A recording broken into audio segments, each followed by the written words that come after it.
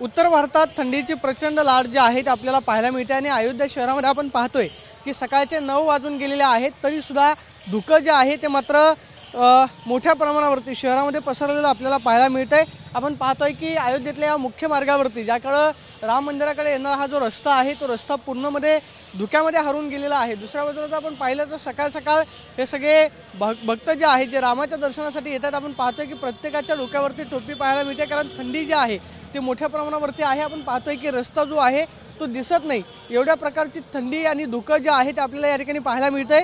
आणखी 2 दिवस उत्तर भारतामध्ये थंडीची लाट जी आहे ती अशीच कायम राहील असं सुद्धा सांगितलं जातंय। त्यामुळे बाहेर पडताना गरम कपडे जे आहे ते घालूनच बाहेर पडावं असं सुद्धा आवाहन केलं जातंय। मात्र आपण पाहतोय की सकाळच्या धुक्याचा त्रास जो आहे तो सुद्धा वाहनधारकांना सहन करावा लागतो कारण समोरचा रस्ता जो आहे तो दिसत नाही।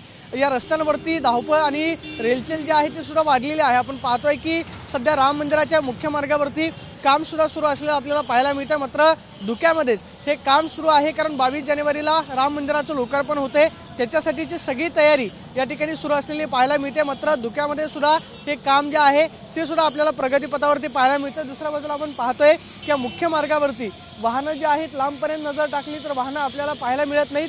मात्र आपण पाहतोय की धुक्याची चादर जी आहे ती संपूर्ण अयोध्या नगरीवरती पसरलेली पाहायला मिळते आणि संपूर्ण अयोध्या नगरी जी आहे त्या धुक्यामध्ये हरवलेली आपल्याला पाहायला मिळते। आणि उत्तर भारतामध्ये आणखी 2 दिवस पुढची थंडीची लाट जी आहे त्याचा अंदाज जो आहे हवामान विभागाकडून व्यक्त केला जातो। कॅमेरा पर्सन राकेश मी प्रदीप कापसे, TV9 मराठी, अयोध्या।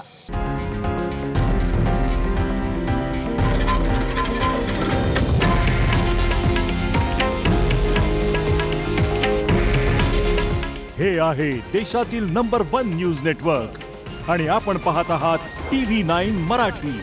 काळजी तुमची, हित महाराष्ट्राचं।